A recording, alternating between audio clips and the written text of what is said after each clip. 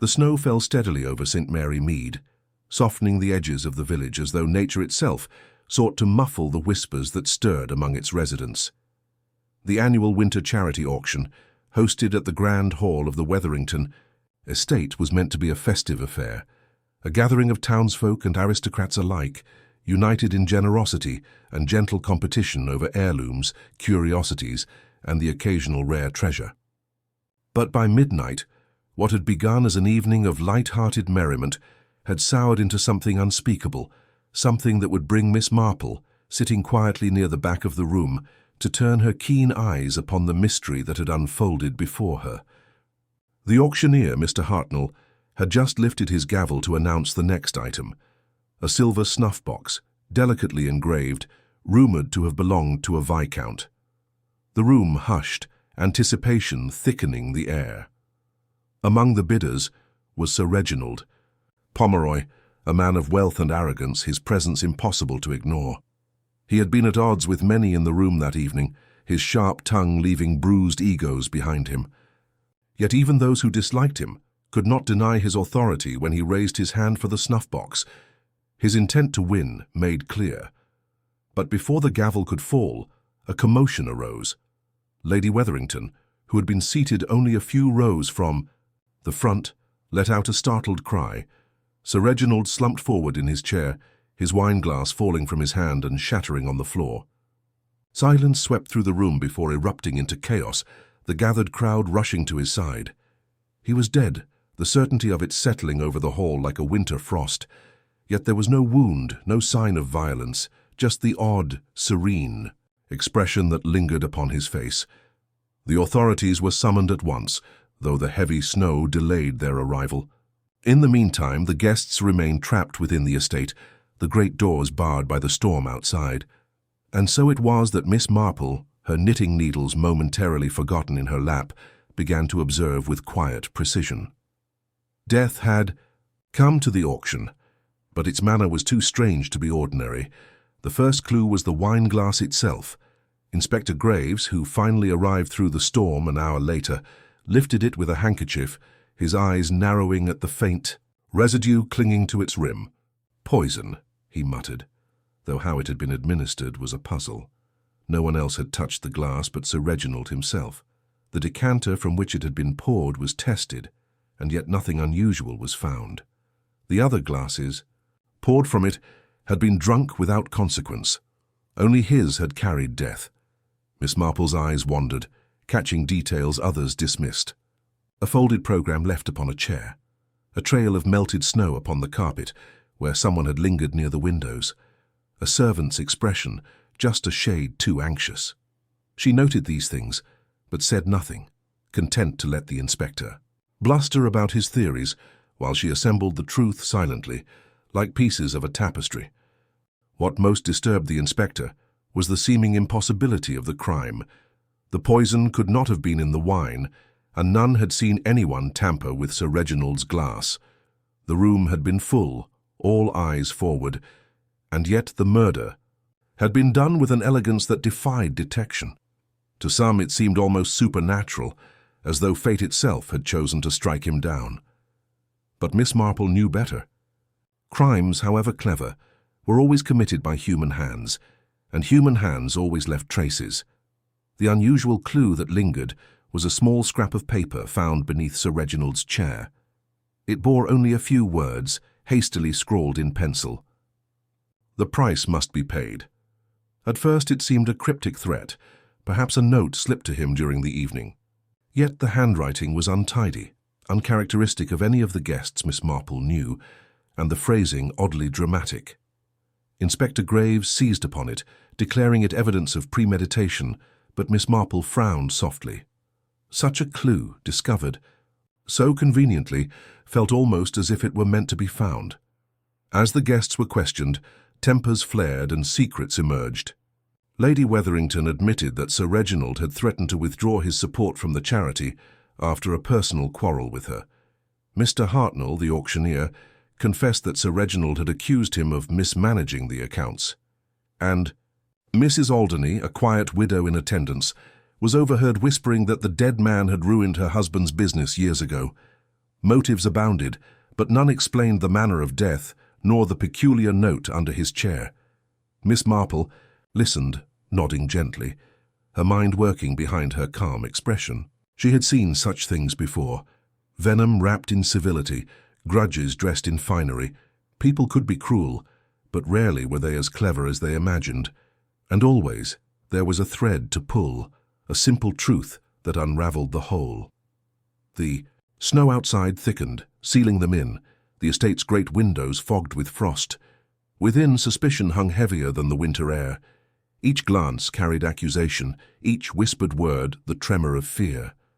Somewhere among them sat a murderer, confident enough to kill in a room full of witnesses, subtle enough to leave behind a puzzle, rather than a clear trail. And in that stillness, Miss Marple folded her hands, her eyes drifting once more to the shattered glass upon the floor. Something about it lingered at the edges of her thoughts, elusive yet insistent. The answer was there, if only she turned it the right way. The inspector ordered the guests confined to their rooms, but Miss Marple lingered in the hall, her gaze fixed upon the fireplace where the logs had burned low. A servant added another piece of wood, and the flames rose, casting flickering shadows across the faces of those who remained. It struck her then, the crime was not impossibly complex, but deceptively simple. The poison was not in the wine, nor the decanter, but in something else entirely, something so obvious no one had considered it. And with that realization came the quiet certainty that the evening's puzzle could indeed be solved. Yet Miss Marple, wise in the ways of human nature, knew better than to speak too soon. To reveal the truth was to disturb the nest of hidden grievances that coiled among the guests, and until she had the proof in hand, she would let the silence deepen, her mind working, her eyes watching. For in the heart of winter, at a charity auction meant to bring goodwill, death had come quietly, wearing the mask of civility, and only patience would strip it away. Miss Marple did not sleep that night. The storm howled against the windows of Wetherington Hall, rattling the panes, and the air inside seemed stifled with suspicion. Though Inspector Graves strutted about with his notebook and his certainty, she could not help but notice how much he overlooked in his haste. He was a capable man, no doubt, but far too fond of a single tidy theory. The world, Miss Marple knew, was rarely tidy. She sat in the corner of the drawing-room, her knitting in her lap, her eyes half closed as though she dozed. In truth, she was observing more keenly than anyone else in the room. The inspector's questioning followed the usual course. Who had last spoken to Sir Reginald? Who had poured his wine? Who had sat near him? It was all quite proper, and to most minds quite thorough. But while the answers came, Miss Marple found herself watching not the words, but the small betrayals that accompanied them. Lady Wetherington, for instance, wrung her lace handkerchief far more than grief alone required. Mr. Hartnell, the auctioneer, avoided looking at the silver snuff-box now locked away on a side table, though it was meant to be his pride of the evening. And Mrs. Alderney, the widow, pressed her lips tightly shut whenever anyone mentioned Sir Reginald's long history of disputes, as though keeping something from slipping out. When Graves held up the scrap of paper found beneath the dead man's chair, the price must be paid, he did so with dramatic flourish. He spoke of threats of enemies, of someone bold enough to declare their intentions openly. But Miss Marple, watching the assembled guests, noticed the butler, old Barnes, stiffen slightly at the sight of the note. His eyes flickered only for an instant toward the fireplace where the flames crackled. It was the smallest of reactions, easy to miss, but not by her. Later, when the others were sent to their chambers, Miss Marple lingered. She bent ever so slowly, as though retrieving a dropped needle, and her eyes caught something curious. A faint streak of wax on the edge of the rug near Sir Reginald's chair. Candle wax, pale and hardened. Yet no candle had stood near him. The chandeliers above held electric bulbs, the wall sconces the same. What then had left this trace, and why had it gone unnoticed? She made a mental note, tucking it away with the other oddities she had gathered in her mind. The next morning brought little peace. Snow still smothered the grounds, and the guests were restless, pacing corridors like prisoners.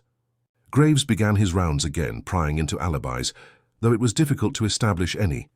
Everyone had been in the hall at the time of death. "It must have been a quick hand," he declared, "someone slipping the poison into his glass." When attention was on the auctioneer, but Miss Marple frowned.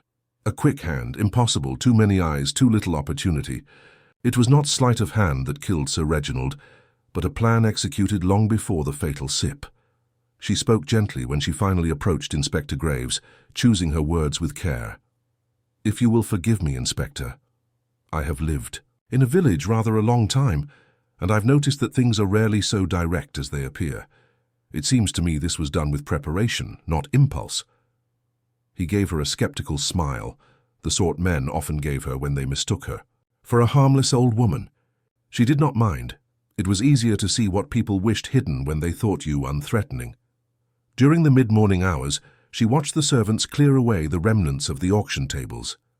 As they lifted the decanters and glasses, Miss Marple's eyes were drawn again to Sir Reginald's place. The fragments of his glass had been collected on a silver tray, each shard glinting under the light. Among them, she noticed one piece with an unusual cloudiness to its surface, as though some residue clung there that had not been dissolved. It was not merely the wine, it was something else, something rubbed onto the rim before the fatal toast. Poison delivered not in liquid, but in powder or oil, subtle and precise. She remembered the wax she had seen, and an idea began to form. When she turned her attention back to the guests, she saw deception writ clear on several faces, though none admitted it aloud. Lady Wetherington, when speaking of the quarrel with Sir Reginald, glanced too often at the locked cabinet where the silver snuff-box now lay. Was her distress truly over his death, or the scandal of it overshadowing her charity event? Mr. Hartnell, the auctioneer, fidgeted with his papers, carefully avoiding mention of the disputed accounts, and Mrs. Alderney, quiet still, startled visibly, when Miss Marple asked in her gentle voice whether Sir Reginald had ever visited her late husband's office. But it was not the obvious motives that held Miss Marple's interest. No, she was far more curious about the smaller details, the note too conveniently found, the wax upon the rug, the residue upon the glass. These did not speak of rage or chance, they spoke of design. That afternoon, as the inspector continued his interrogations, Miss Marple took a quiet walk through the hall. The storm had calmed slightly, though snow still drifted against the windows. In one of the side passages near the library, she found something peculiar, a brass candlestick, half-burned, standing alone on a side table where it did not belong. The hall, she recalled, had been lit electrically for years. Candlesticks were kept only for emergencies. She bent close, examining it. There was a smudge upon its base, something faint, powdery, and bitter to the nose. Poison, she thought, though she did not touch it. The wax on the rug, the candlestick here, the residue on the glass. Slowly, a pattern emerged. When she returned to the drawing-room, she found Inspector Graves in conversation with young Mr. Pomeroy, Sir Reginald's nephew. The young man was pale and defensive, insisting he had nothing to gain, though the inheritance was no small matter. Graves pressed him hard, confident he had found the culprit. But Miss Marple's eyes were elsewhere, on the servant Barnes again, who lingered at the doorway with a tray. His expression was carefully neutral, yet when Mr. Pomeroy declared his innocence, Barnes's lips tightened ever so slightly, as though he disliked hearing the truth spoken. Deception hung in the air like smoke. It was not just among the family and guests, but among the household as well. Miss Marple's thoughts turned quietly. A servant with old loyalties, perhaps old grievances, a candlestick out of place, a message scrawled in false drama. The pieces were shifting, aligning, but the picture was not yet whole. By evening, the inspector was frustrated, certain he had cornered young Pomeroy, though the evidence was thin. Miss Marple remained in her seat by the fire, her needles clicking softly. She thought of the note, so melodramatic, so unlike the cool calculation of the actual crime. Someone wanted it found. Someone wanted the suspicion to fall neatly where it did not belong. That, she knew, was the first true sign of deception. The murderer was clever enough to plan the method, but careless enough to believe a staged clue would satisfy the rest. And so she waited, calm and steady, knowing that time itself was often the most faithful ally of truth. For as the storm raged outside, The cracks in each person's story grew wider, and the peculiarities she alone had noticed would soon point the way. It was, as always, in the small details where murderers betrayed themselves. The storm eased only slightly by the following morning. The drifts against the estate's grand doors piled high enough to make escape unthinkable. Within the drawing room, fire crackling, Inspector Graves declared he would take statements from every guest and servant. It was the proper course, yet Miss Marple, settled quietly in her armchair, knew already that what people said often mattered. Less than how they said it. Lady Wetherington was first. Draped in black velvet, she sat upright, her voice trembling only when she chose. She spoke of Sir Reginald with distaste softened by propriety. He was a difficult man, Inspector. Everyone knew it. But to be struck down so... She pressed, her lace handkerchief to her lips, pausing at the perfect moment. Too perfect, Miss Marple thought. Lady Wetherington's grief was artfully timed, her glances drifting toward the gathered audience as though to measure its effect. Yet when asked where she had been precisely when Sir Reginald raised his glass, she faltered. "Why, just beside Mrs. Alderney, of course." Mrs. Alderney stiffened, her eyes narrowing. The contradiction, though unspoken, hung between them, like frost in the air. Mr. Hartnell, the auctioneer, came next. He was brisk, officious, eager to clear his name. He insisted he had been far too busy cataloguing bids to notice anyone near Sir Reginald's chair. "My eyes were on the ledger, my hand upon the gavel. I barely looked up at the man until he fell," he said, thumping the table for emphasis. But Miss Marple noticed how his thumb rubbed at the corner of his ledger nervously, over and over. When the inspector inquired about the disputed accounts, Hartnell flushed, muttered about misunderstandings, and shifted in his seat. He denied ever receiving threats from Sir Reginald, yet moments later let slip. "He told me only last week. He'd ruin me if I didn't present the figures his way." The contradiction slid out unbidden, and Miss Marple's needles paused mid-click at the admission. Mrs. Alderney, the widow, was quieter, her face pale and pinched. She spoke in soft tones, choosing her words as though each cost her dearly. "I hardly spoke to Sir Reginald at all last night. I sat quietly, as is my way. He was never kind to me or to my late husband, but I bore him no ill will." Her hands twisted together as she spoke, and when Graves asked about the moment of death, she whispered, I was near the aisle, I think. Lady Wetherington was not beside me at all, not until later." Miss Marple's sharp eyes flickered. There it was, the first clear contradiction. Lady Wetherington had claimed otherwise, someone had lied.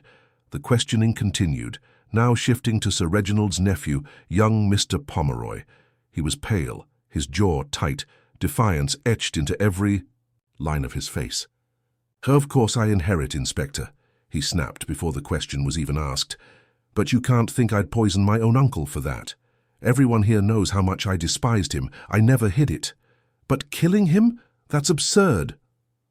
His vehemence rang too loud, his eagerness to dismiss the thought almost rehearsed. Miss Marple noticed how his eyes darted toward the servants lingering at the edge of the room. Was it fear of suspicion, or fear of what someone else might reveal? When old Barnes, the butler, was called forward, the room hushed. He moved with the weight of years, his voice steady, though low. "I served Sir Reginald faithfully for decades. Last night I poured from the decanter, yes, but the glass Sir Reginald used he took himself. No one touched it once it was in his hand." Graves pressed him. Had Barnes noticed anything unusual? Barnes's pause was too long. Only that Sir Reginald seemed distracted. He kept glancing toward the back of the hall. Graves demanded to know at whom, but Barnes's lips thinned and he said nothing more. Miss Marple saw his hesitation for what it was, not ignorance, but concealment. The butler knew something he would not yet reveal. Other servants were questioned in turn. The maid Anna swore she had been setting up trays in the side corridor when the commotion began, yet another footman claimed he had seen her near the library. Contradictions layered upon contradictions. Too many shifting accounts, too many little untruths, each one clouding the air further. By the time Graves finished, frustration painted his features. "They're all lying," he muttered. "Every last one of them." Miss Marple's needles clicked once more, slow and deliberate. She had seen it all before, fear twisting the truth, pride dressing lies as civility. Yet amid the web of words, patterns emerged. Lady Wetherington too precise, Hartnell too defensive, Alderney's truth clashing with another's lie, Pomeroy too eager to declare innocence, Barnes too careful with his silence. And then the servants contradicting each other, carelessly, almost as if instructed. The note, too, remained a shadow over the proceedings. Graves brandished it again, insisting it was evidence of a planned act. "The price must be paid," he recited dramatically. Someone wanted to make their intention clear. But Miss Marple looked not at the paper, but at the faces as it was read. Hartnell avoided meeting any eyes. Pomeroy frowned, confused. Lady Wetherington flinched, ever, so slightly, as though the phrasing carried personal weight. Mrs. Alderney, however, looked merely weary, as though she had expected as much. And Barnes, yes, there it was again, that tightening of the jaw, that flicker toward the fire. By late afternoon, tension in the hall had risen to a fever pitch. Each person eyed the other with suspicion, voices sharp in whispered corners. Deception had crept into every version of events, yet truth shone faintly in the cracks. Miss Marple, silent observer, had gathered enough to sense what lay beneath. Someone had prepared this murder well, but the attempt to direct suspicion elsewhere was clumsy. Staging false notes, planting lies in hurried testimony, such things never held under scrutiny. That evening, while the inspector argued heatedly with young Pomeroy, Miss Marple sat back, her eyes upon the fire. She recalled the wax on the rug, the odd candlestick in the corridor, the powder on the shard of glass. Each detail threaded through the lies spoken in that very room, and though the full picture had not yet revealed itself, she could feel the shape of it forming. Somewhere in the voices of deception, the truth had already betrayed itself. The storm outside showed no sign of breaking, and within Wetherington Hall the air had grown taut with unease. By the fourth day of confinement, suspicion was no longer. Whispered but clung to every gesture, every silence, every careful choice of words. Inspector Graves persisted with his tidy theories, but Miss Marple, sitting quietly with her knitting at hand, knew the truth was far from tidy. Motives swirled about like snowflakes in the gale, each distinct, each pressing toward a possible culprit, yet none alone explained the full shape of Sir Reginald's death. She began her work as she always did, patiently, methodically, turning over each story until its seams began to fray. Lady Wetherington was the first to stand in the web of possibility. Her quarrel with Sir Reginald had not been small. He had threatened to withdraw his considerable donations, humiliating her in front of others. To lose his support would not only wound her pride, but cripple her cherished charity fund. Greed, pride and reputation, three strong motives. Yet as Miss Marple turned this over, she saw the flaw. Lady Wetherington was ambitious, yes, but not subtle. Her lie about sitting beside Mrs. Alderney suggested desperation, not confidence. Would she truly have staged a murder so elaborate, planting notes and disguising poison in so precise a fashion? It seemed unlikely. Then there was Mr. Hartnell, the auctioneer. His accounts, it appeared, had long been questioned by Sir Reginald. If exposed, mismanagement or something darker might have ruined him. Fear can make men reckless, Miss Marple knew. Yet Hartnell's nervous contradictions felt more like the floundering of a man cornered than the certainty of one who had plotted so carefully.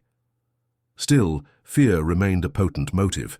Mrs. Alderney, the widow, was perhaps the most sympathetic of them all. Her late husband's ruin had been Sir Reginald's doing. His callous dealings had destroyed their business, leaving her to struggle in diminished circumstances. Revenge, quiet and smouldering, could linger for years, and Miss Marple had seen more than one apparently meek soul take drastic action when the time was right. Yet Mrs. Alderney's grief appeared genuine, her lies too few to suggest calculation. Was she hiding something else entirely? Not guilt, but knowledge. Young Mr. Pomeroy's case was simpler in theory, and therefore more suspicious in practice. He stood to inherit, and the world is never short of stories of heirs hastening their fortune. But the boy's vehemence felt off balance, too rehearsed, as though he feared suspicion more than he feared the truth. Did he know something that implicated another? Was he covering not his own crime, but a family scandal lurking behind it? And then there was Barnes, the butler. His loyalty to Sir Reginald had been long, but loyalty is not always love. Miss Marple recalled his hesitation, his careful silence, and the way his eyes darted toward the fire whenever the damning note was mentioned. Servants often saw more than they revealed. Could it be resentment? Years of service unappreciated? Or had Barnes been complicit, whether willingly or through coercion, in the crime itself? The maze of motives tangled further when Miss Marple began comparing alibis. Lady Wetherington claimed she sat beside Mrs. Alderney, yet Alderney denied. Yet Hartnell insisted his eyes never left the ledger. But how then did he notice Sir Reginald's collapse so quickly? Pomeroy declared he had been nowhere near his uncle, yet one servant placed him at the rear of the hall, close enough to approach. Barnes swore Sir Reginald's glass had been untouched, but how then had poison reached it? Each story contradicted, another leaving no single line of truth unbroken. The note complicated matters further still. The price must be paid. It was too theatrical, too conveniently placed. If Lady Wetherington had written it, why leave it under the chair where it might cast suspicion wide, rather than on Sir Reginald directly? If Hartnell had done so, his fear would more likely have driven him to destroy evidence, not plant it. Alderney, Pomeroy, Barnes, none matched the handwriting exactly, which meant, Miss Marple mused, that the note was not merely a warning but a deliberate misdirection. Someone wished to weave a tangle of motives to make the truth impossible to discern, and yet, she thought, no knot exists without an end to. Pull. She considered the candlestick again, the one out of place with wax upon its base and bitterness to its touch. Why would anyone carry a candle into an electrically lit hall, unless, of course, the candle was no candle at all, but a vessel? Poison smeared upon its edge, transferred when handled. Or perhaps the wax upon the rug had marked the spot where something else, prepared in secrecy, had been left too long in the warmth of the fire. The pieces unsettled themselves in her mind, forming no single picture yet. But Miss Marple knew the human heart, and she knew that motives rarely travel alone. Greed tangles with pride, fear intertwines with revenge, jealousy cloaks itself in silence. The true murderer might not act from one cause but from several, layered carefully to conceal intent. That evening, while Inspector Graves insisted on another round of questioning, Miss Marple remained quiet, her needles tapping rhythmically. She listened as Lady Wetherington protested her innocence too loudly, as Hartnell fumbled his answers, as Alderney grew weary of the repeated accusations, as Pomeroy seethed with indignation, and as Barnes kept his silence, holding secrets like a stone in his pocket. It was then she realized something striking. Every motive put forth so far assumed Sir Reginald had been killed for what he had already done. His cruelty, his threats, his disputes. But what if it was not the past that doomed him, but the future? He had been a man of influence, a man who wielded power freely. If he had threatened more than money, if he had threatened exposure, disgrace, ruin, then perhaps one of those assembled had seen not only revenge or greed, but necessity. A desperate act masked as vengeance. She looked up from her knitting and glanced around the room, her soft eyes resting on each face in turn.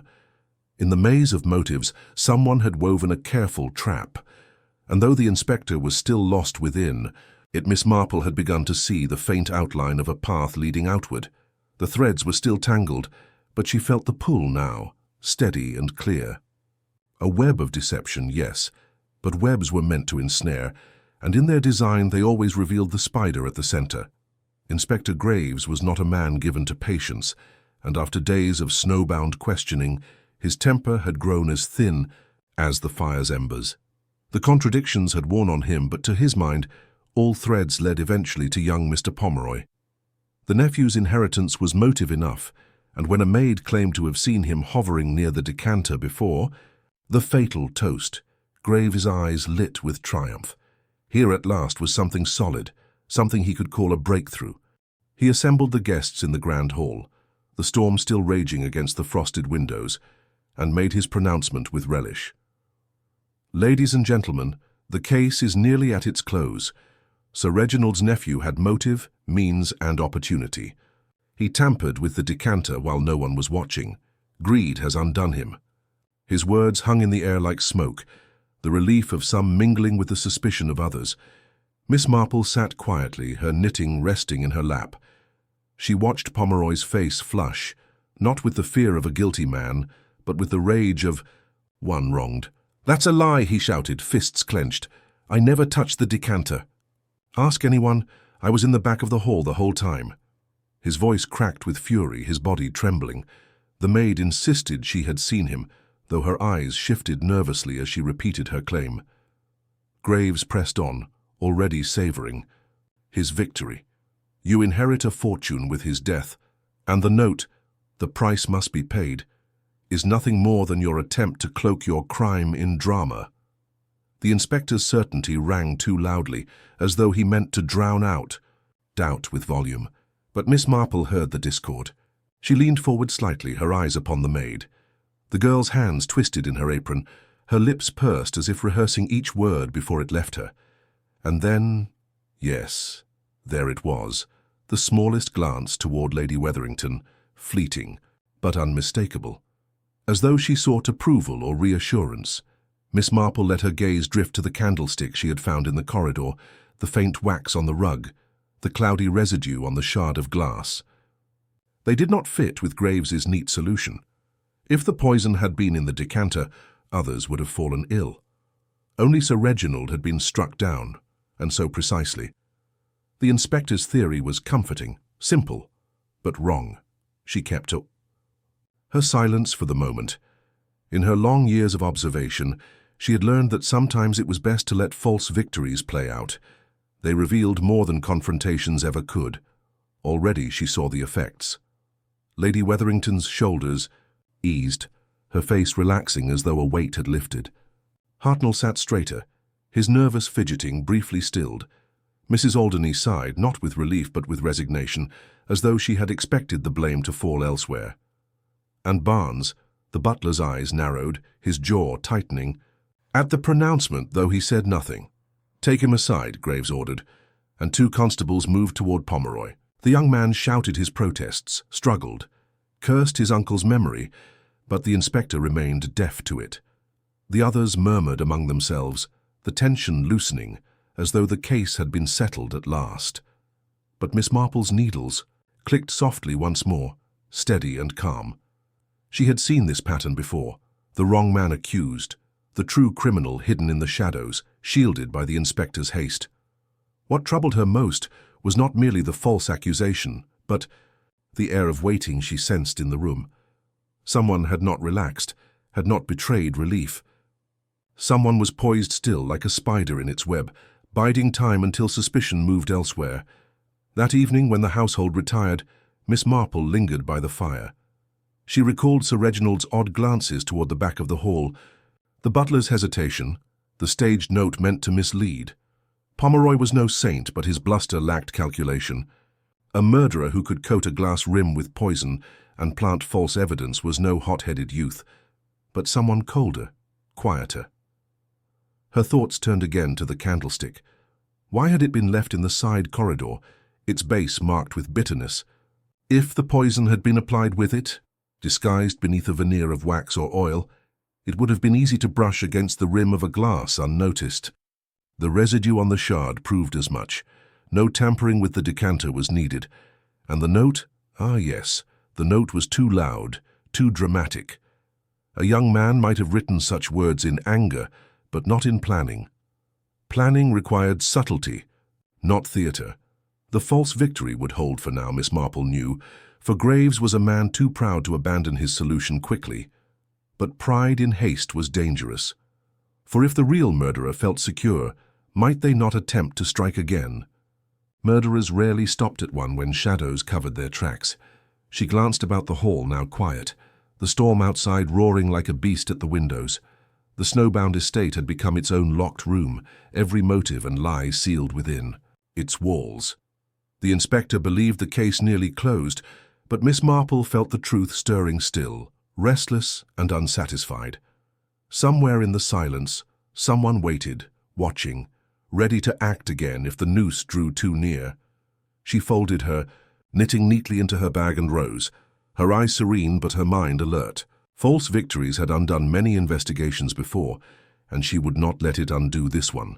Somewhere among the relaxed faces, the relieved sighs, and the rehearsed denials, the true criminal sat still cloaked in shadow, their web not yet fully revealed. The storm outside had deepened into a white abyss, the windows rimmed with ice so thick that the outside world seemed erased. The guests of Blackwood Manor moved about in restless silence, each step echoing against the vast wooden panels. Inspector Graves had retired with his prize, convinced the case was solved, but Miss Marple's thoughts lingered uneasily. False. Victories never lasted long. It was in the library late that evening that her eye caught something curious. Among the heavy tomes and ledgers, an older leather-bound book sat out of place, pulled from the shelf not long ago and hastily shoved back. She drew it down, brushing away dust that had not settled fully. The title, Blackwood Genealogies 1780-1900, glinted faintly in the firelight. She had seen similar volumes before in village homes where lineage was more than vanity. It was currency. Curious, she opened the pages, their ink faded but legible. Names intertwined across marriages, inheritances, estates long divided. Then, near the margin, she found a familiar one, Wetherington. Lady Wetherington's family, knotted into the Blackwood line through a marriage nearly 50 years ago. Miss Marple paused, the needles of memory knitting together faster than her hands could manage. The Blackwoods and Wetheringtons had quarrelled bitterly in the past, estates and titles contested, accusations whispered of betrayal and ruin. She recalled a case long ago, one scarcely spoken of anymore, the scandal of Lord Adrian Wetherington. Accused of embezzlement and fraud, his reputation crushed. The Blackwoods had profited greatly then, acquiring lands once under Wetherington's stewardship, and here was Lady Wetherington, now seated comfortably in Sir Reginald's manor, her presence as natural as if no such past lay between their houses. Yet Miss Marple's ear had caught the faintest remark during the first day's interviews, something about old debts never fully paid. At the time it had seemed an idle phrase. Now it echoed with sharpness. She returned the book to its place and drifted toward the drawing-room, where the fire cast long shadows. The suspects moved like figures on a stage. Lady Wetherington, elegant but watchful, her gaze darting now and then toward the maid. Pomeroy sulked in a corner, muttering darkly about injustice. The butler Barnes served drinks with a stiffness, too precise as if his movements disguised something else. Mrs. Alderney fanned herself near the fire, her face pale and tense. It was Barnes who drew her attention next. His surname, so ordinary, had pricked her memory before. But now, recalling the genealogical book, she remembered an old footnote. A Barnaby Barnes, once steward to Lord Adrian Wetherington during the very scandal that ruined him. Dismissed in disgrace, his descendants had fallen into service rather than prosperity. Could it be mere coincidence? Miss Marple's thoughts deepened. A butler bound by loyalty not to his current master, but to a memory of injustice. A lady, heir to grudges half a century old. A maid whose nervous glances spoke of more than simple dishonesty, perhaps shared complicity. The crime, she realized, was not merely about Sir Reginald's present fortune. It was tangled in roots, buried deep, in debts and betrayals older than most in the room. The moment crystallized when Mrs. Alderney, in a fit of exasperation, muttered aloud, "We never should have come back to this house. Nothing good has ever come from Blackwood walls." Silence followed, heavy as the snow outside. She pressed a hand to her mouth, as though realizing too late what she had said. Miss Marple gently inquired, "You speak as if you've known it before, my dear. Have you?" Mrs. Alderney hesitated, then confessed in fragments. As a girl, she had visited the estate during the years of the Wetherington scandal. Her father, a solicitor, had advised in the bitter dispute. She remembered the tension, the cold stares, the whispered words of betrayal. "It poisoned everything," she said softly. "Reputations ruined, loyalties broken. None of us have forgotten, though we pretend to." Lady Wetherington's eyes narrowed. "Enough of this nonsense. The past has no bearing on tonight." Yet her voice wavered. Miss Marple's eyes twinkled with quiet persistence. "Oh, but it often does. I've lived long enough to see how yesterday's shadows stretch into today's misdeeds. Old quarrels make fertile soil for present crimes.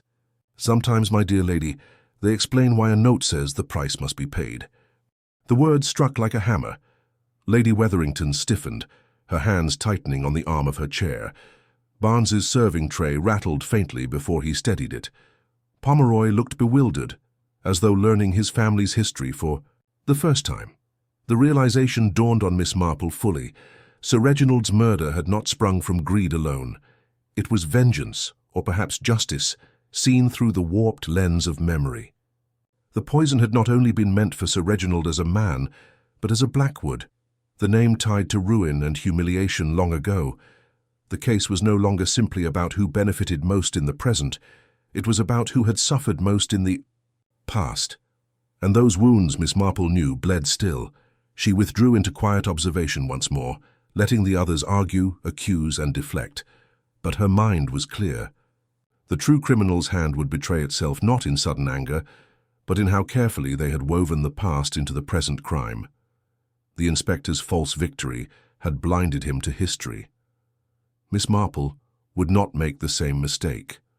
The shadows of the past had risen, and she knew they would not fade until truth, painful, bitter truth, was dragged into the light.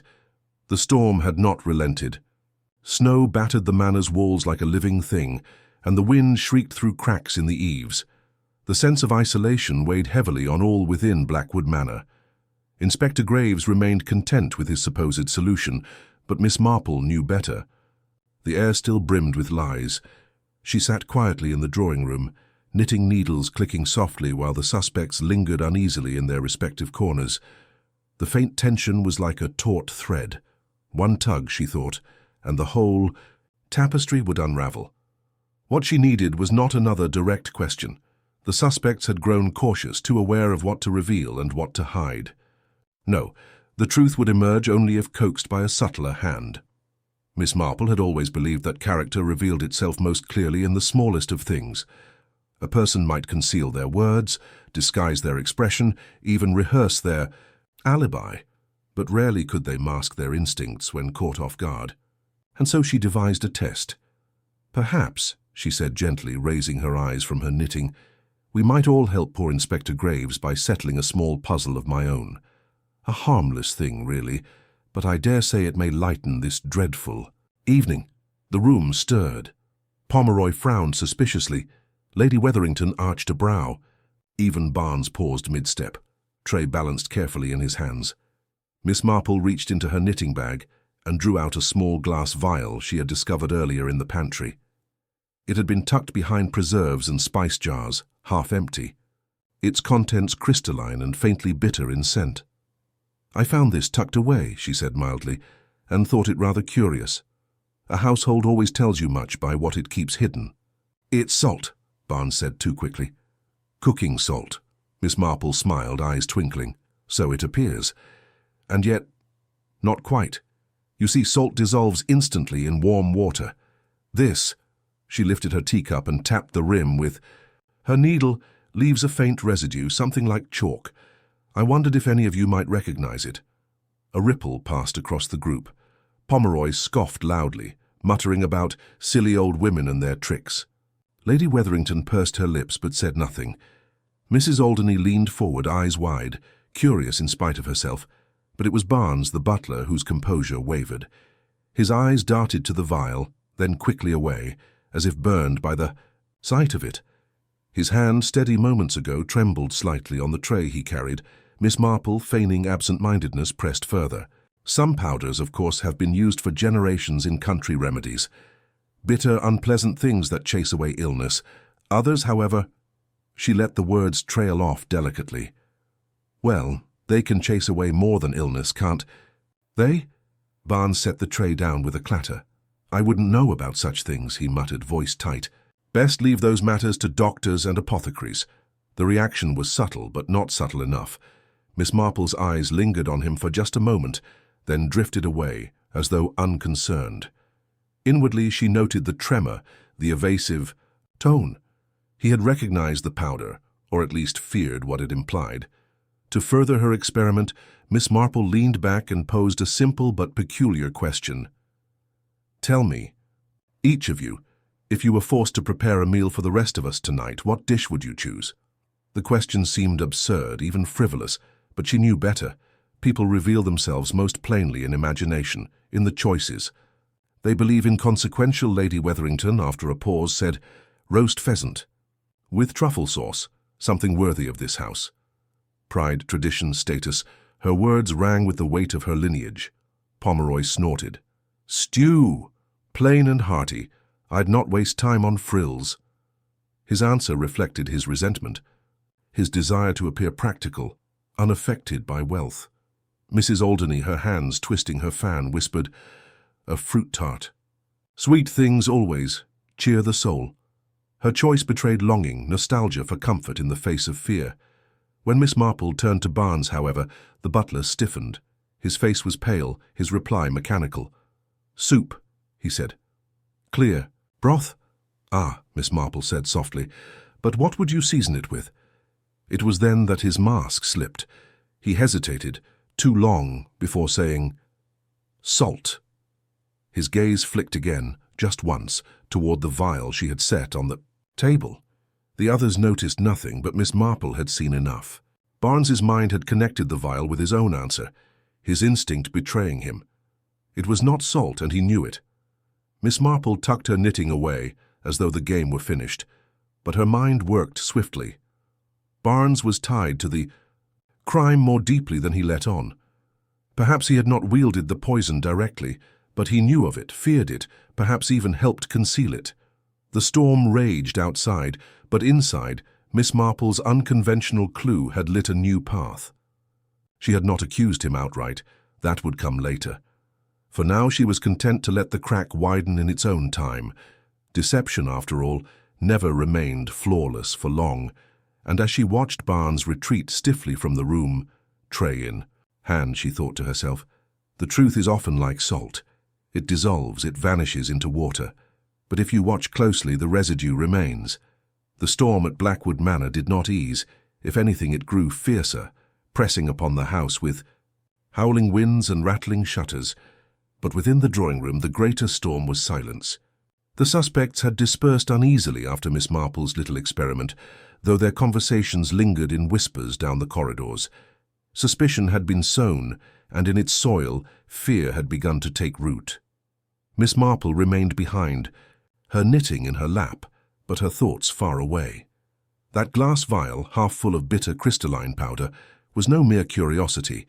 It was evidence, the kind of evidence that could unravel lies and point toward a deliberate hand in Blackwood's death.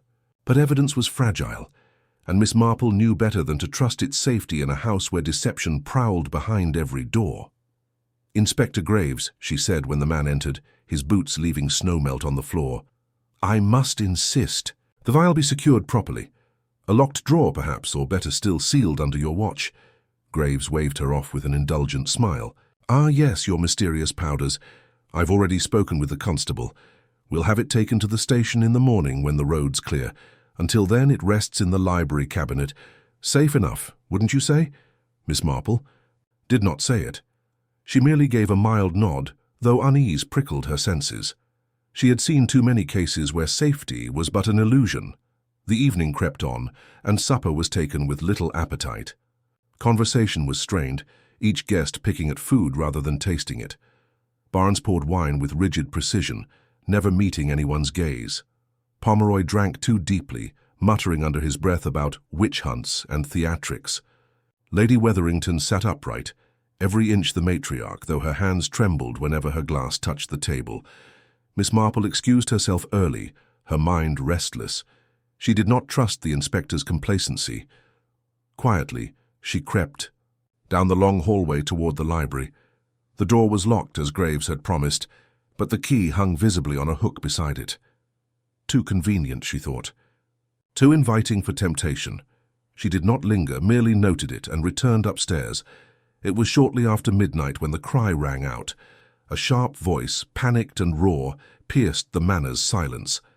Guests scrambled from their rooms, dressing. Gowns pulled tight, faces pale in candlelight. In the library stood Inspector Graves, red-faced and furious, the cabinet door flung wide. The glass vial was gone. "Stolen!" he roared, his hand slamming against the wood. "Taken right from under our noses!" The room erupted in noise. Lady Wetherington gasped dramatically. Pomeroy cursed. Mrs. Alderney wept into her kerchief. Barnes lingered in the doorway, silent but rigid, his jaw clenched. Miss Marple slipped through the commotion, eyes scanning not the faces but the small details, the scuff marks near the cabinet, the faint smear of melted snow on the floorboards, the key hook empty on the wall. "It seems," she said gently, "that someone did not wish the truth preserved." Graves spun on her, his patience frayed. "You knew this would happen, didn't you? Always warning, always doubting, and yet you did nothing." "I did notice," she replied calmly, "but one cannot lock away human nature as one locks away a drawer. Whoever took it is desperate. That, Inspector, tells us more than the vial itself could have." The suspects were gathered once more, each under the inspector's glare. "Which of you meddled with police evidence?" he demanded. "I would never." Lady Wetherington's voice cracked, her veneer of dignity slipping. "I've no reason." Pomeroy spat, though his fists were balled tight. Mrs. Alderney's tears fell fresh. "I scarcely knew the man. Why would I touch such things?" And Barnes said nothing at all. His silence was louder than any protest. Miss Marple watched carefully, her mind tracing the currents beneath the surface. The theft was not mere mischief. It was protection. Someone feared the powder's revelation so greatly that they risked everything to erase it. Yet, erasure often left a trail. Later, when the manor had settled into uneasy quiet again, Miss Marple moved softly through its halls. She paused near the back corridor where boots and coats were kept. There, faintly visible in the flicker of her lantern, she saw it, a trail of damp prints, smaller than the inspector's, leading not outward but inward, toward the servants' stairwell. She bent down, touching the edge of one. Damp but not frozen, fresh. Someone had stolen the vial not long before the discovery. As she straightened, she noticed something else. A faint, bitter tang in the air, like chalk ground into dust. A dusting of white lingered on the stair rail, brushed hastily but imperfectly. Whoever had taken the vial had not done so with care. They had spilled some of it in their haste. The evidence was gone, yet in its absence it left whispers, small fragments that spoke if one only listened. By dawn, the manor was thick with mistrust. Accusations passed like wildfire. Lady Wetherington whispered that Pomeroy had always been reckless, the sort to pocket things that weren't his. Pomeroy retorted that servants were the true thieves, their hands always grasping. Mrs. Alderney clutched her shawl and spoke of shadows moving in the night. And through it all, Barnes kept to his duties, polishing silver, setting the table, his expression unreadable. But Miss Marple did not miss how his eyes darted toward every mention of the missing vial, nor how his hands trembled just slightly whenever they came to rest. The evidence had vanished, but the desperation to hide it was in itself evidence of another kind.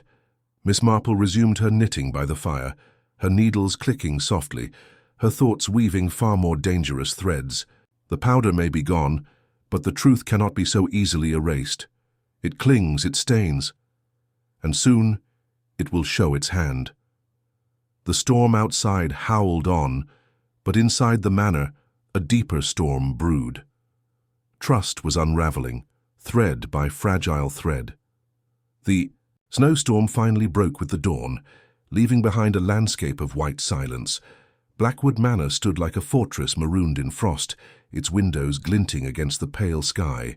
But within, no such silence reigned. Fear gnawed at the household, and suspicion hissed through every whispered conversation. The vial of powder was gone, its theft still hanging over them like a blade. Inspector Graves had sworn to turn out every pocket and drawer if need be, but Miss Marple, seated quietly with her knitting, knew the culprit had not acted in panic alone. No, this was a calculated maneuver, a move in a game that had not yet finished. And then, the game struck again. It was mid-morning when the first scream echoed through the manor, a terrible sound, high-pitched and raw, that made even the inspector leap from his chair. Guests poured into the corridor like startled birds, their nightclothes and shawls clutched about them. The sound had come from the east wing. Miss Marple, though slower of step, followed swiftly in their wake. She arrived to find Lady Wetherington collapsed against the wall, her hands pressed to her mouth, her eyes wide with horror. Inside the chamber, sprawled on the floor in a tangle of overturned furniture, lay Mr. Pomeroy. His face was ashen, his body limp. A shattered glass decanter lay beside him, the red stain of brandy mingling with something darker. Blood. "Good God," muttered Inspector Graves, kneeling to feel for a pulse.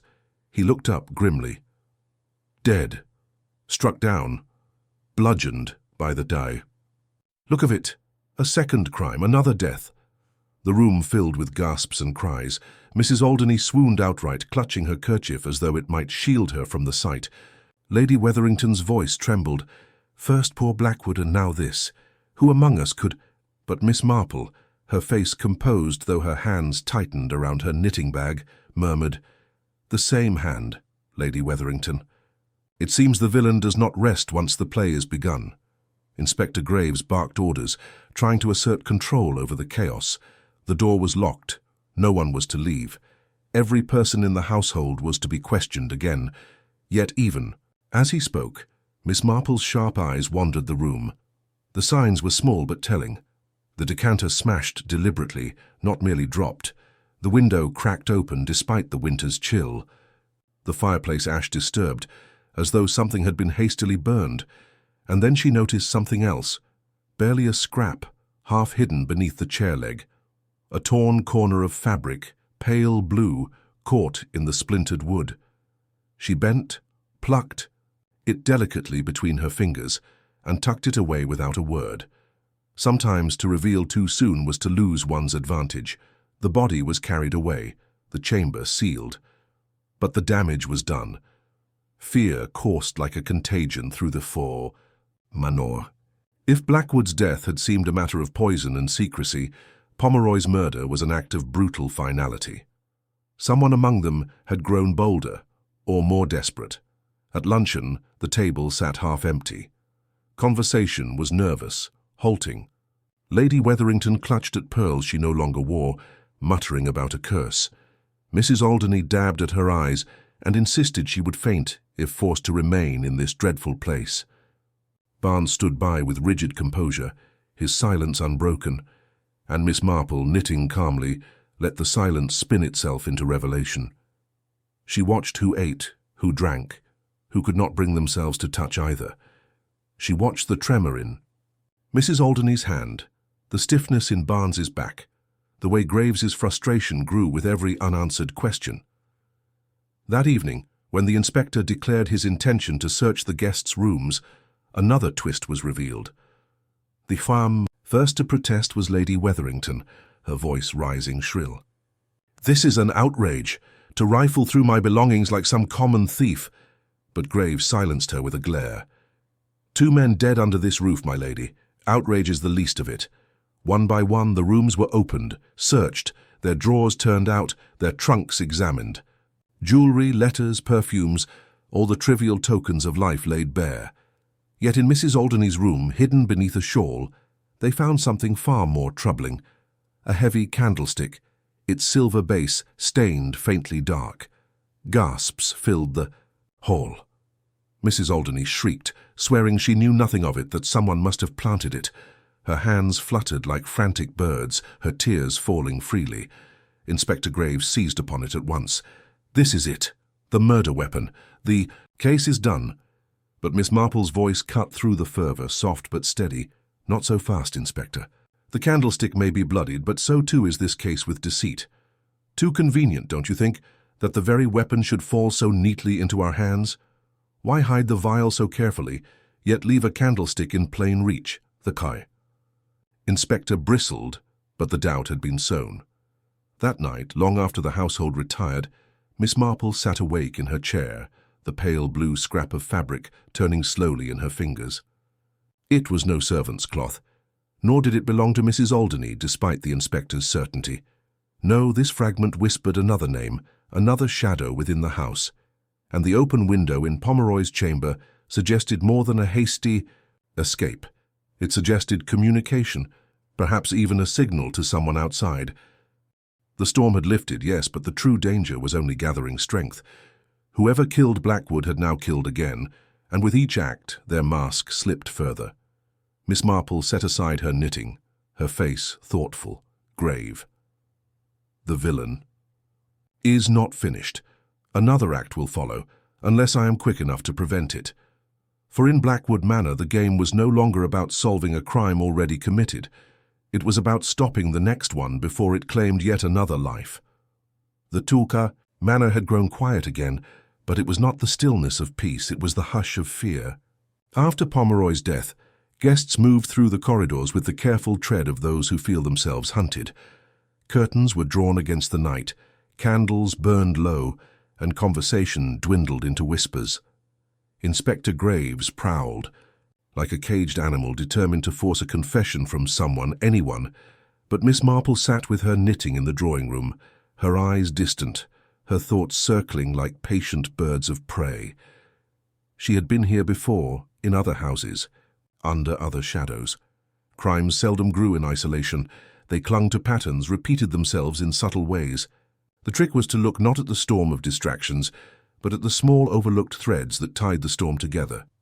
That evening, Miss Marple found herself in conversation with Lady Wetherington. The lady prattled nervously, her words tumbling over one another as though speech might shield her from dread. It's intolerable, Miss Marple. Imagine 2 murders under one roof. It hardly bears thinking about. I told poor Blackwood that entertaining strangers in such a place was reckless. A storm, you know, always brings out the worst in people. My late husband used to say the same, though he was never one for brandy after supper, unlike that dreadful Mr. Pomeroy. Oh, I suppose I shouldn't speak ill of the dead. Her words drifted over Miss Marple like smoke. But one phrase lingered. Never one for brandy after supper. The old lady's needles stilled for a fraction of a second. Pomeroy, too, had not been a man to drink much brandy. He had always favored sherry when it was offered. And yet, the decanter found beside his body was brandy. Too obvious, too deliberate. A detail meant to be seen. Someone wanted us to think it was the brandy. Someone wanted to push us toward the wrong conclusion. Later, wandering the east wing under pretense of looking for her misplaced knitting bag, Miss Marple paused in front of the sealed chamber where Pomeroy had fallen. The inspector had ordered it locked, but the old woman's eyes traced the corridor, the window at its far end, the worn carpet beneath her feet. And then she saw it, the faintest smear upon the skirting board, as though a shoe damp with melted. Snow had brushed against it, not near Pomeroy's door but farther down near the stair to the servants' passage, a careless step, invisible to most, but not to her. The next morning brought another round of questioning. Inspector Graves thundered, his way through each guest again, pressing them with the blunt force of authority. Miss Marple, however, sat quietly by, her knitting needles clicking in a steady rhythm, her ears attuned to the slips and silences in their replies. When Barnes, the butler, was asked about the night of Pomeroy's death, he replied stiffly, "I was in the wine cellar, sir, ensuring the storm had not disturbed the stock. Mr. Blackwood was always particular about his vintages." A reasonable answer, yet his left cuff was faintly frayed as though recently torn and clumsily stitched back. A pale blue thread peeked out, catching the firelight. Miss Marple's gaze softened. The scrap of fabric she had found in Pomeroy's chamber was no longer a mystery. It was after luncheon that the true shape of the pattern began to form. Mrs. Alderney, her eyes red from weeping, excused herself from the table. In her flurry she left behind a handkerchief embroidered with her initials. Absent-mindedly, Lady Wetherington picked it up, remarking, "Poor woman, always so careless, her things scattered here, there, and everywhere." The words rang like a bell in Miss Marple's mind. Careless, scattered. That was precisely the point. Alderney's belongings always seemed to turn up in suspicious places. First her shawl near the library, now the candlestick in her room. Too careless, too scattered, as if someone wished them to be discovered. It was not Alderney's carelessness at all. It was a deliberate planting of evidence to frame her. Patterns revealed themselves in layers.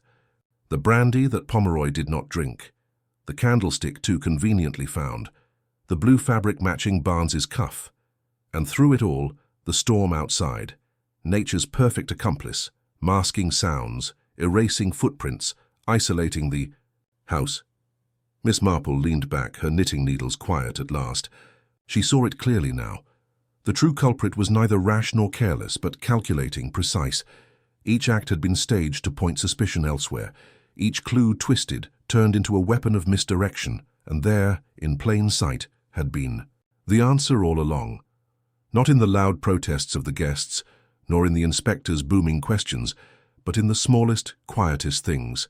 A preference in drink, a scrap of fabric, a too neatly placed candlestick. That evening, as the household gathered before the fire, Miss Marple sat among them, her face serene. But within, her mind was set. The pattern had emerged. The pieces no longer floated in chaos, but aligned in a design both cruel and cunning. She knew now who had killed Blackwood. She knew who had silenced Pomeroy. But proof was a fragile thing. To reveal too soon was to risk losing it all, and so she waited, her knitting needles dancing, her eyes watchful. The villain thought themselves hidden in shadow, but Miss Marple had seen the outline of their mask. The next move would be theirs, and when they struck again, as they surely would, she would be rear. The storm had at last begun to break, though. The skies remained heavy and grey. Icicles dripped steadily from the manor's eaves, their thin streams of water sounding like the ticking of a clock. For the household, time had grown unbearably slow. Every hour stretched under the weight of suspicion. Inspector Graves, weary and red-eyed, seemed ready to declare the matter solved by sheer force of will. He muttered often about arresting Mrs. Alderney. All the evidence points to her, doesn't it? But Miss Marple's silence dissuaded him. She had the look of a cat watching a mouse hole, patient and unblinking. That afternoon, the house gathered in the drawing-room at her suggestion. A fire crackled in the grate, throwing long shadows against the panelled walls. The guests, restless and fearful, huddled in chairs, their eyes darting between one another. Barnes, the butler, stood stiff by the door, as if guarding it. Lady Wetherington muttered under her breath about impropriety, while Alderney dabbed her eyes with a fresh handkerchief. Miss Marple set aside her knitting and looked at them all with that deceptively mild gaze. "Inspector," she said, "before you arrest Mrs. Alderney, might we consider why these terrible crimes have taken place?" Graves scowled. "Motive is plain enough. Money, Pomeroy's dealings, Blackwood's fortune. Someone had reason to grasp at it." "Money," Miss Marple murmured, "is often a motive, but rarely the whole of it. Human beings are far more complex. We do not risk our lives and souls for coin alone. There is always a why beneath the obvious why." A hush fell. The fire popped softly. Miss Marple folded her hands. "Consider first poor Mr. Blackwood. A man of means, certainly, but also a man of secrets. He was no stranger to scandal, though. Much of it was politely forgotten. And then Mr. Pomeroy found dead not long after. His life, too, was not without blemish. In fact, they shared something, a thread connecting them, though one must look to the past to see it clearly." Her eyes turned toward Barnes. The butler shifted slightly, his jaw tight. "You see," Miss Marple continued, "I happened to notice a small portrait in the gallery. A woman, young and fair, her features faintly resembling those of our dear butler. A sister, perhaps." The room stirred.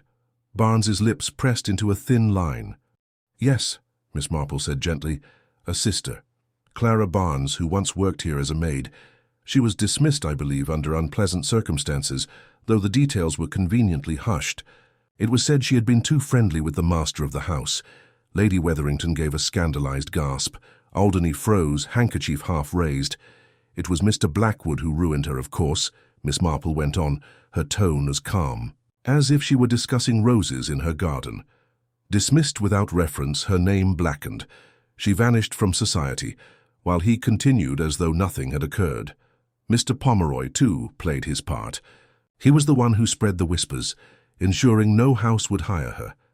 Clara Barnes's life was destroyed by the two men who now lie dead. For a long, taut moment, silence reigned. Only the fire spoke, its flames crackling like faint applause. Barnes's face had gone pale, then flushed darkly red. His hands clenched behind his back. Inspector Graves cleared his throat. "This is conjecture, Miss Marple. Scandalous conjecture at that.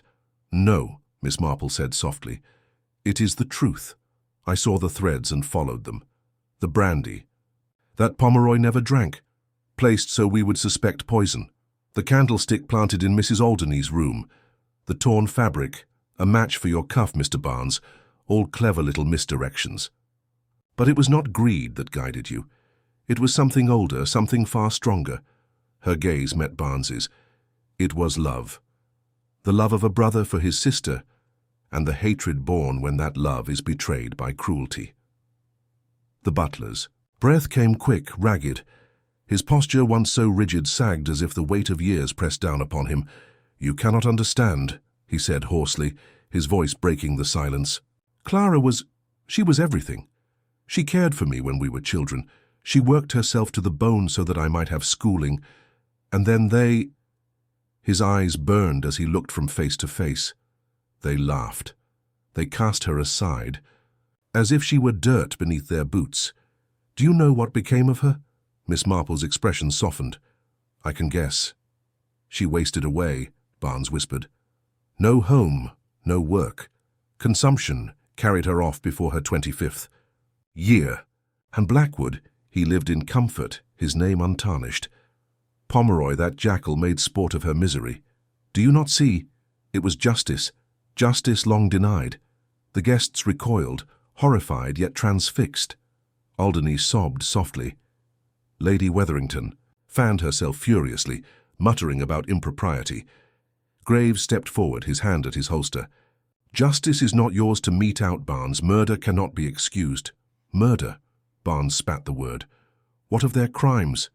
They killed her as surely as if they'd struck the blow themselves." His chest heaved, but at last his eyes dimmed, the fire within guttering. "I thought I could avenge her quietly. A storm, a locked house, perfect cover. And perhaps when it was done, I could slip away, vanish into the night. But she—" He glanced at Miss Marple. "She saw through me."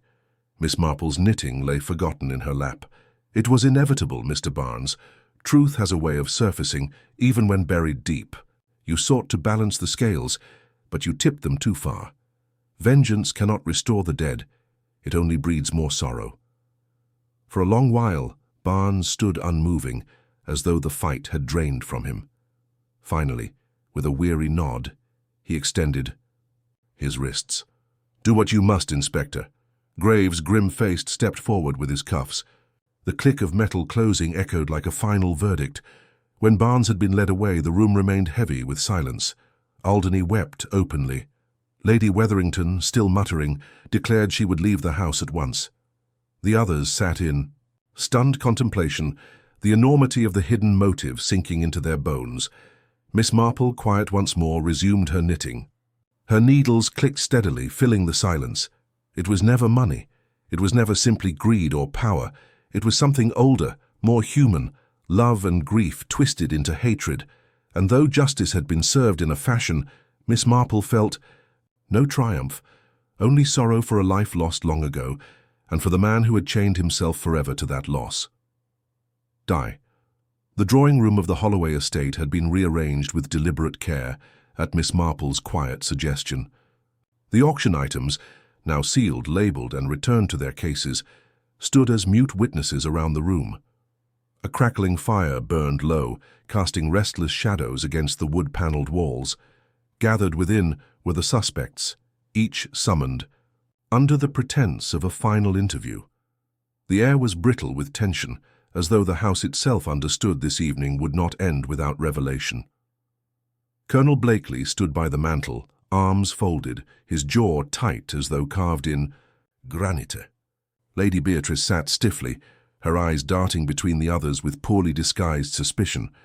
Leonard Fenton lingered near the drinks cabinet, swirling a glass he had barely touched.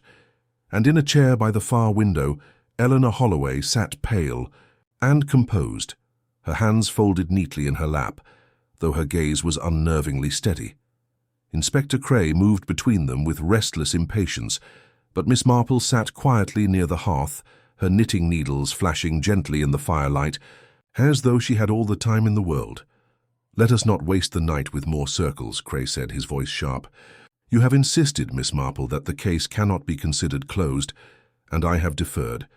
But if there is proof to be had, I suggest you bring it to light now." Miss Marple did not look up from her knitting. "Proof is a curious thing, Inspector.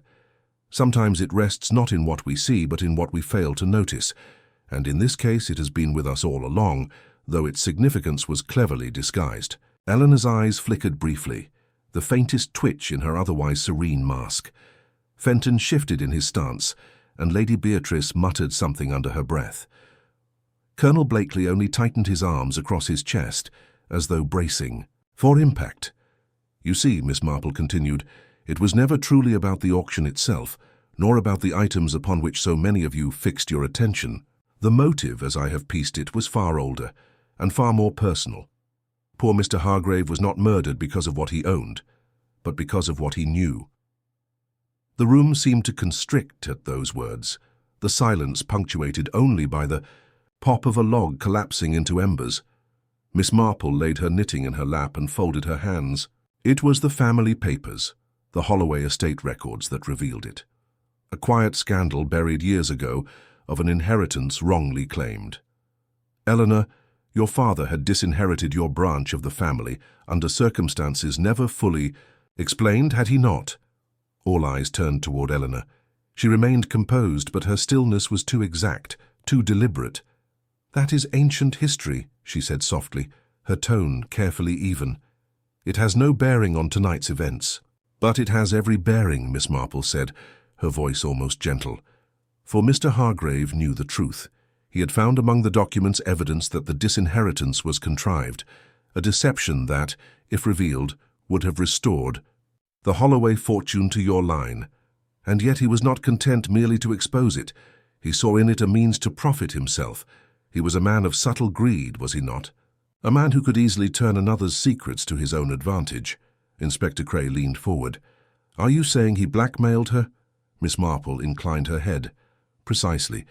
He intended to hold that knowledge over Eleanor, perhaps even to force her hand in marriage, or to secure his own financial comfort. But what he underestimated was her resolve. The poor man sealed his fate the moment he thought her vulnerable. Eleanor's mask cracked then. A flicker of fire, sharp and bitter, flashed in her eyes. She rose from her chair with a grace that was almost regal, her voice trembling not with fear but with fury. "He would have destroyed me. He would have dragged my family's name through the mud, reduced me to nothing more than a pawn in his grasping hands. Do you know what it is to live in the shadow of disgrace, to claw for every scrap of respectability?" Miss Marple's voice remained calm, steady. "Yes, my dear. I know what it is to endure indignities unspoken.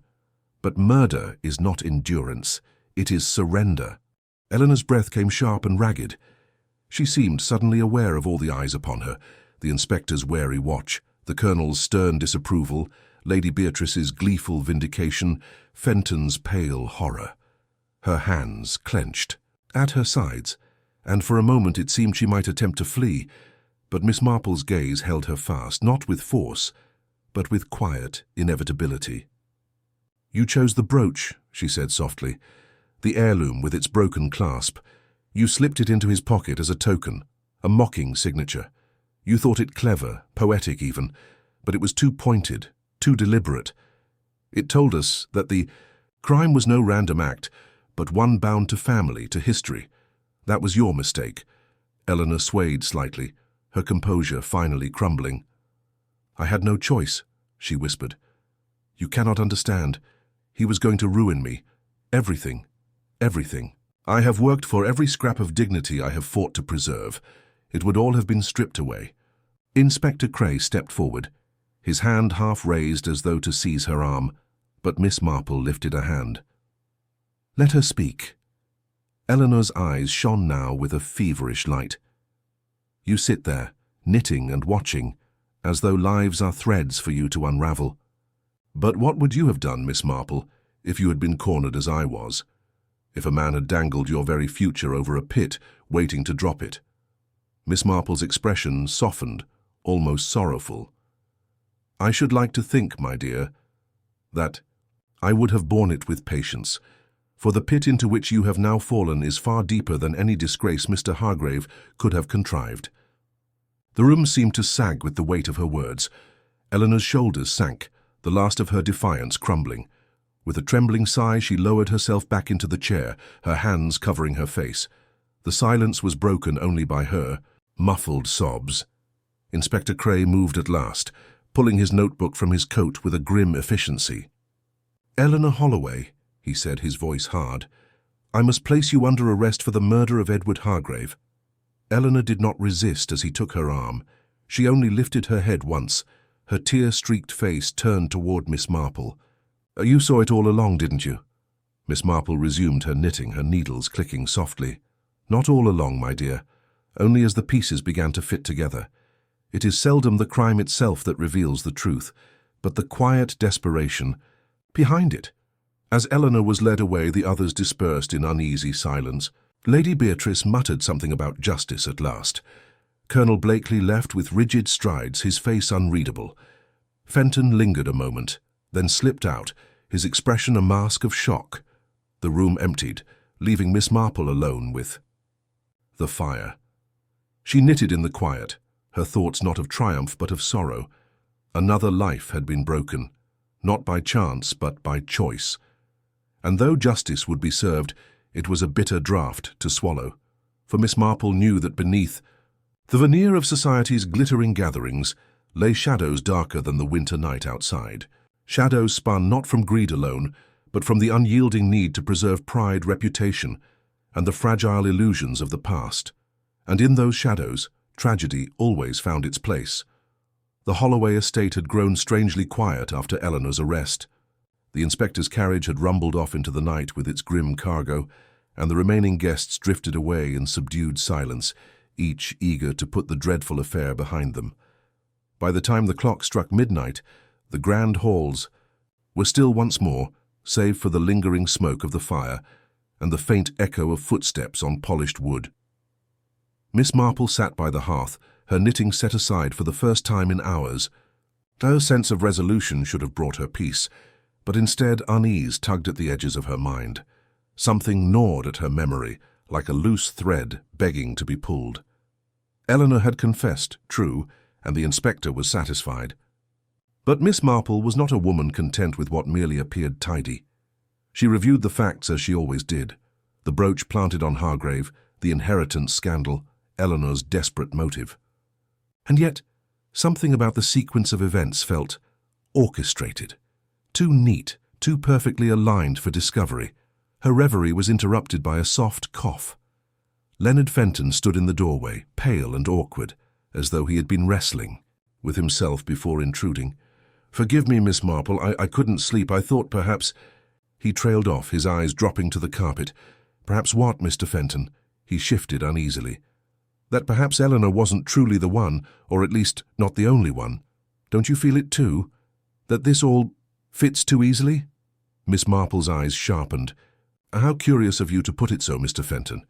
Indeed, I was just pondering the same. Sit down, if you please." He obeyed, his hands trembling slightly as he clasped them in his lap.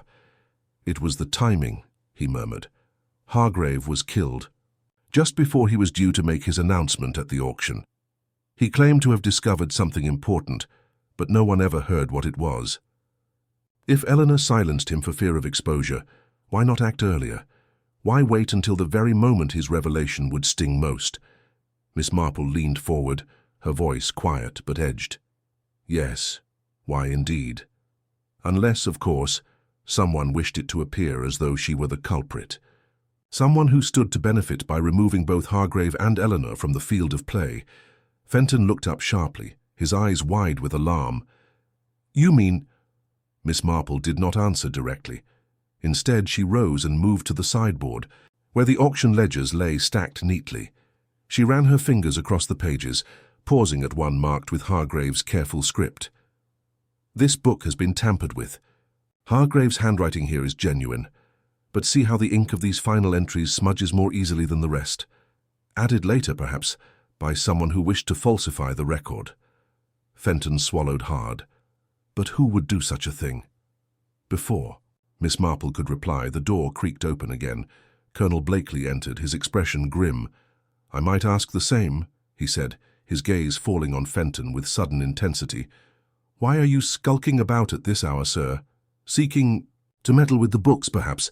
Fenton leapt to his feet, colour rushing to his cheeks. "That's absurd. I came only to—" "To what?" the colonel barked. "Clear your own conscience? You've been in Hargrave's shadow for years, Fenton, envying his position, his influence. You had every reason to wish him gone. Miss—" Marple raised a hand. "Gentlemen, let us not fall into accusations. The truth lies deeper still." She turned her sharp eyes on the colonel. "Indeed, Colonel, your eagerness to accuse is telling. For it was you, was it not, who first directed suspicion toward Eleanor? You spoke often of her supposed temper, her bitterness over her family's past. You primed us all to see her as capable of murder." The colonel stiffened, his jaw clenching. "Are you suggesting I am suggesting," Miss Marple said gently, "that you, more than anyone, knew of Hargrave's discovery. You served with Eleanor's late father, did you not? You would have known the details of the disinheritance. And if Hargrave intended to reveal that the fortune had been wrongly diverted, you stood to lose far more than Eleanor ever hoped to gain." Blakely's face darkened. "You presume too much, madam." "Do I?" Miss Marple's eyes glinted. "When Eleanor was accused, you remained remarkably calm, almost relieved. And yet, if you truly believed her guilty, should you not have expressed outrage, loyalty to her family name? Instead, you allowed her disgrace to pass without protest, because it suited you. With Hargrave dead and Eleanor condemned, the inheritance remained untouched, secure in the hands of those who had benefited from the fraud, yourself included. The silence that followed was heavy, suffocating. Fenton's voice trembled as he spoke. "Good Lord. You mean to say it was Blakely all along?" The colonel's eyes blazed, his self-control slipping. "Hargrave was a meddling fool. He threatened to undo everything, to drag us all through the mire for the sake of his own pride. I couldn't allow it. The Holloway name, the regiment's honor, my own standing, it would have all crumbled. Eleanor was convenient. Her desperation made her the perfect scapegoat." The words hung in the air, damning and irreversible. Miss Marple's tone remained almost sorrowful. "And so you staged it. You planted the brooch, knowing it would lead back to her. You even altered the ledgers so Hargrave's discovery would seem tied to her grievance alone. Clever, Colonel. But in your cleverness, you overlooked the simplest truth, that guilt leaves traces too fine for deception to cover." Blakely's hand twitched toward his coat, where a pistol was rumored to rest. Fenton recoiled, but Miss Marple did not flinch. Her voice was steady as stone. "Do not compound. Your crime, Colonel. The inspector will return soon enough, and you would do well to face justice with what dignity remains." For a heartbeat, the colonel seemed poised to draw. Then, with a ragged exhale, he dropped heavily into a chair, his head in his hands. "Curse the old man," he muttered. "Curse him for not leaving the past buried." Miss Marple retrieved her knitting, the needles clicking softly once more. "The past is never buried, Colonel. It only waits for someone to turn the soil." Fenton sat in stunned silence, his face pale. At last he murmured, "Then Eleanor, she isn't guilty after all." "No," Miss Marple said quietly. "Guilty of pride, perhaps, and of desperation, but not of murder. She was as much a victim as Hargrave himself." The fire crackled low, casting the colonel's shadow long across the floor. Justice had not yet arrived in its official form, but in the quiet certainty of the truth, the trap was already sprung. And Miss Marple, with her patient eyes and tireless needles, had once again unpicked the threads of deception, revealing a pattern none had wished to see, but which had been woven from the start.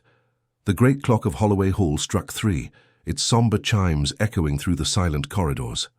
Outside, dawn's first grey light seeped into the mist, painting the estate in shadows. Within, Colonel Blakely sat slumped in the high-backed chair where he had collapsed hours before, his confession still heavy in the air. His once imposing presence was diminished, his uniform jacket wrinkled, his face drawn. He no longer looked like the respected veteran, but rather like a man stripped bare of honor. The inspector had been summoned back in haste. When he arrived, flanked by constables, Miss Marple rose from her seat with quiet composure. Her knitting needles rested neatly in her lap, the half-finished scarf rolled up as though to mark the close of one chapter. "Miss Marple, Inspector," Graves said in his gruff voice, "you've outpaced me yet again. I thought we had the culprit in hand. Eleanor's confession seemed clear enough." "Confession is a curious thing, Inspector," Miss Marple replied mildly. "A woman may confess out of guilt, yes, but guilt of feeling, not of deed. Eleanor bore the shame of her family's scandal for so long, she began to believe herself capable of anything dreadful. The true culprit, however, is rarely the one most eager to shoulder the blame." Graves turned to Blakely. "Colonel, do you deny it?" Blakely's head rose slowly, his eyes red-rimmed yet defiant. "I did what was necessary. Hargrave threatened to destroy more than just me. He would have ruined the regiment's name, dragged the Holloway legacy through filth. I couldn't allow it. And so you murdered him," Graves said flatly. A muscle twitched in Blakely's jaw. "I preserved what honor remained. That man was digging at graves best left undisturbed." "Honor?" Miss Marple's voice cut gently, like a needle pricking cloth. "There is no honor in framing an innocent woman, Colonel. You used Eleanor's desperation to mask your own fear. You knew her bitterness would draw suspicion, and so you planted the brooch and adjusted the ledgers to implicate her. It was as neat a deception as ever I've seen, though it bore all the hallmarks of too much neatness." The inspector frowned. "Neatness?" Miss Marple nodded. "Crimes of passion leave disorder, panic, mess, inconsistency. But here we had a crime arranged with the precision of a parade.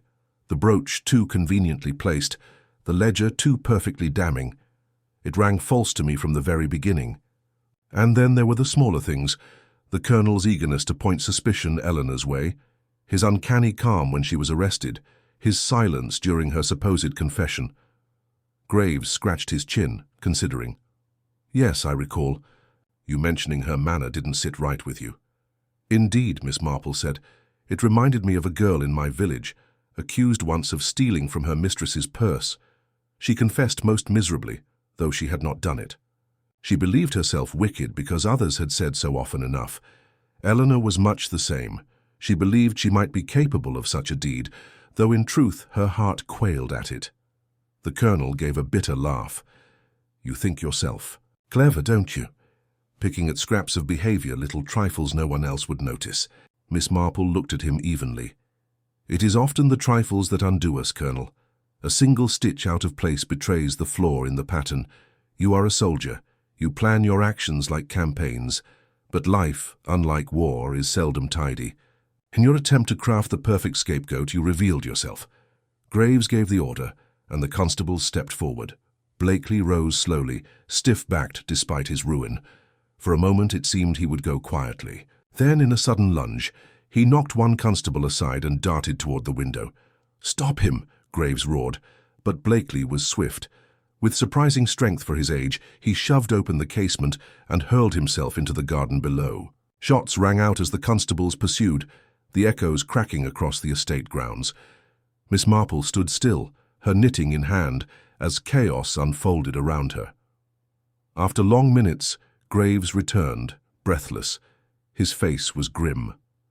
"He's gone. The mist swallowed him. We've got men combing the fields, but I fear he slipped through. Curse the man." Miss Marple sighed softly. "Then justice must wait. But it does not fail, Inspector, no matter how far he runs. His conscience will weigh heavier than any prison, and the world is smaller than men like Blakely imagine." Fenton, who had lingered in the corner, pale and shaken, stepped forward. "Then Eleanor, what of her?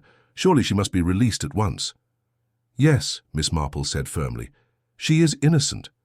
Though the stain of suspicion may linger, truth will wash it away. I will see to it personally that her name is cleared." The inspector nodded. "You've saved an innocent woman from the gallows, Miss Marple. I'll not forget it." But Miss Marple only shook her head. "It is not memory I seek, Inspector. Only that the truth, however uncomfortable, be allowed to breathe." She gathered her scarf and needles, her work neat despite the turbulence of the night. Outside, the mist began to thin, the first rays of dawn cutting through. The Holloway estate stood weary, as though it too had endured an endless vigil. As the carriages bore Eleanor home and the constables spread through the countryside in vain pursuit of the fugitive colonel, Miss Marple remained a while longer by the fire. She traced back every step in her mind: the brooch, the ledger, the false confession, the colonel's arrogance. Each piece had fallen into place because she had known to look where others would not. At last she spoke softly to herself, as though to the ghosts of those who had been wronged. Justice is a patient seamstress. Even when a thread slips, she finds a way to stitch the truth back together. And with that, Miss Marple tucked away her knitting, rose from her chair, and walked out into the morning, leaving behind the echo of unraveled lies and the certainty that, whether swiftly or slowly, justice always comes. The mist had finally lifted from Holloway Hall, leaving the estate drenched in pale morning light. Dew sparkled on the hedgerows, the roses glistened as though washed clean of blood and scandal, and the great house stood silent, its windows like tired eyes. The constables were gone, the guests dismissed, and only the whispers of servants lingered, carrying tales of the colonel's shocking betrayal and desperate flight into the night. Miss Marple stepped carefully across the gravel drive, her small figure framed against the vast estate.